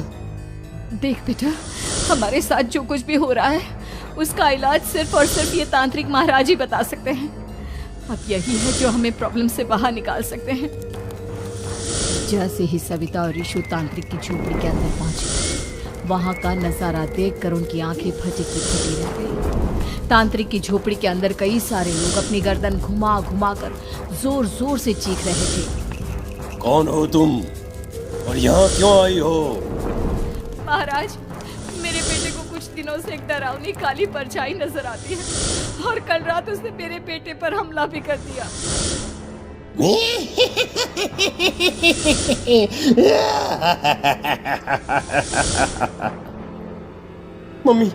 मम्मी हमें यहाँ से चलना चाहिए, ये जगह मुझे ठीक नहीं लगती। नहीं नहीं बेटा, ऐसा नहीं कहते। रुक जाओ, 2 मिनट के लिए रुक जाओ। क्या कहा? काली परछाई? तुम्हारे बेटे पर किसी काली परछाई ने हमला किया? हाँ महाराज, वो कह रही थी कि वो मेरे बेटे को कुछ कर देगी। कोई उपाय बताइए महाराज, मेरे बेटे के साथ कुछ गलत नहीं होना चाहिए। तुमने किसी दूसरे के साथ गलत किया है तो तुम्हारे साथ भी गलत होकर ही रहेगा। तुमने किसी की जान ली है, किसी को मार डाला है तुमने। नहीं महाराज, मैंने ऐसा कुछ नहीं किया, मैंने किसी की जान नहीं ली। मुझे कोई उपाय बताइए। लगता है तुम इतनी आसानी से नहीं मानोगी। मैं तुम्हें अभी उस काली परछाई से मिलवा देता हूँ और वही सारा सच तुम्हारे सामने लेकर आएगा। सविता और रिशु ने डर के मारे अपनी आंखें बंद कर ली। तभी अचानक तांत्रिक की झोपड़ी में अजीबोगरीब आवाजें गूंजने लगी। सविता और रिशु बुरी तरह से कांप रहे थे। आंखें खोलो और अपने सामने देखो। क्या यही है वो जिससे तुम कल रात को मिली थी? बताओ मुझे। हाँ, इसने कल रात मेरे बेटे के ऊपर हमला किया था। ये उसी लड़के की भटकती हुई आत्मा है जिसे कुछ दिन पहले तुमने मार डाला था। मम्मी ये महाराज क्या कह रहे हैं? क्या सच में आपने किसी की जान ली है, किसी को मार डाला है? अगर हाँ तो बताइए ना मम्मी, किसको मारा है आपने, किसको? तुम्हारी माँ इतनी आसानी से सच नहीं बताएगी बेटा। इसने एक बच्चे की जान ली है। कहीं उसका नाम प्रशांत तो नहीं महाराज? वो मेरा दोस्त है, मेरा मतलब मेरा पड़ोसी है। सही पहचाना। देखा सविता, तुम्हारा खुद का बेटा भी जानता है कि तुमने किसी के प्राणों की बलि चढ़ा दी और इसीलिए अब उसकी बुरी आत्मा तुम्हारे घर में भटकती है। मुझे माफ कर दीजिए महाराज, मुझसे बहुत बड़ी गलती हो गई। प्रशांत हमारे पड़ोसी का बेटा था। हर बार उसके नंबर मेरे बेटे से ज्यादा आते थे और इसलिए मैंने उसके कमरे के बाहर काला जादू किया था, पर मुझे नहीं पता था कि वो मर जाएगा। तुम्हारे उसी काले जादू वाली गुड़िया के अंदर एक बुरी आत्मा थी जिसने उस बच्चे के दिमाग पर बुरा असर कर दिया, और उसी की वजह से उस लड़के ने अपनी बालकनी से कूदकर आत्महत्या कर ली। इसकी वजह सिर्फ और सिर्फ तुम हो, तुम। नहीं नहीं महाराज, जो कुछ भी हुआ मुझे नहीं पता था कि प्रशांत अपनी जान दे देगा। प्रशांत की आत्मा इस वक्त तुम्हारे सामने खड़ी है, हमसे बात करना चाहती है। बोलो बोलो, क्या कहना चाहते हो? मैं जीना चाहता था, बड़ा होकर कुछ बनना चाहता था। आपके बेटे से मुझे कोई परेशानी नहीं थी। अरे वो तो मेरा अच्छा दोस्त था। मुझे माफ कर दो बेटा, मुझसे बहुत बड़ी गलती हो गई, मुझे माफ कर दो। माफ करने से मुझे वापस जिंदगी नहीं मिल जाएगी। मेरे माँ बाप आज भी मेरे लिए रोते हैं। आपने मेरे साथ बहुत गलत किया है, बहुत गलत। और तभी अचानक प्रशांत की आत्मा वहां से गायब हो जाती है। सविता जोर जोर से रोने लगती है। सुन लिया तुमने? ये तुम्हारे अपने ही किए हुए पाप हैं जो इस तरह से तुम्हारे सामने आ रहे हैं। माँ, ये आपने अच्छा नहीं किया। सिर्फ 10th बोर्ड के एग्जाम में मैं टॉप कर पाऊँ, इसीलिए आपने मेरे दोस्त के ऊपर काला जादू कर दिया। नहीं मम्मी, नहीं, अब हम कभी खुश नहीं रह पाएंगे, कभी नहीं। मेरे दोस्त की आत्मा को कभी शांति नहीं मिलेगी मम्मी, कभी नहीं। लेकिन मैंने जो कुछ भी किया सिर्फ तुम्हारे लिए किया। वो लड़का हमेशा फर्स्ट पोजीशन पर आ जाता था और इस वजह से हमेशा तुम्हारे मार्क्स कम पड़ते थे। मैंने तो सिर्फ उस पर एक छोटा सा काला जादू किया था बेटा। मुझे क्या पता था कि उसका ये नतीजा निकलेगा। जिस गुड़िया को तुमने उस लड़के के कमरे के दरवाजे पर लगाया था, दरअसल उसके अंदर एक बुरी आत्मा का प्रवेश हो गया था, जैसा कि अक्सर काला जादू करते समय हो जाता है। मुझे अपनी गलती का एहसास हो गया है। मैं प्रायश्चित करना चाहती हूँ। आप बताइए मैं क्या करूँ? प्रशांत के घर जाकर उस काली गुड़िया को वहां से निकालकर यहाँ लेकर आओ। मैं उसे आग में जलाकर राख कर दूंगा और उसके बाद प्रशांत की आत्मा को हमेशा के लिए मुक्ति मिल जाएगी। अगली रात सविता चुपचाप अपने पड़ोसी प्रशांत के घर जाती है। प्रशांत के माँ बाप प्रशांत की मौत के बाद उस घर को छोड़कर हमेशा के लिए वहां से चले गए थे। जैसे ही सविता उस घर के अंदर कदम रखती है, उसका सामना अजीबोगरीब हैवानियत से भरी आवाजों से होने लगता है। ऐसा लग रहा था जैसे कोई बुरी तरह से चीख रहा हो। सविता जैसे ही प्रशांत के कमरे के बाहर पहुंचती है, वहां पर लटकी हुई गुड़िया के शरीर से खून टपकने लगता है। ये क्या हो रहा है? इस गुड़िया के शरीर से खून क्यों टपक रहा है? सविता हिम्मत करते हुए उस गुड़िया को वहां से उतारने की कोशिश करती है, लेकिन तभी अचानक से बहुत भयानक दिखने वाली औरत उसकी आंखों के सामने आकर खड़ी हो जाती है। मैं यहाँ से कहीं नहीं जाऊंगी, और अगर तूने मुझे यहाँ से हटाने की कोशिश की तो मार डालूंगी मैं तुझे। नहीं नहीं, मुझे तुम्हें यहाँ से ले जाना ही होगा, नहीं तो मेरा बेटा, उसकी जान को खतरा है। मैं तुम्हें नहीं छोड़ सकती। अगर तुम्हारे अंदर हिम्मत है तो मुझे इस घर से बाहर ले जाकर दिखाओ। और ऐसा कहकर वो औरत सविता के ऊपर हमला कर देती है और उसे हवा में उछाल उछाल कर जमीन पर पटकती है। लेकिन तभी अचानक मौका देखकर सविता अपने हाथ में ली हुई सुई उसके हाथ में चुभो देती है। हाथ में सुई लगते ही वो औरत जमीन पर तड़पने लगती है। ये क्या किया तूने? ये क्या कर दिया? तुझे ऐसा नहीं करना चाहिए था।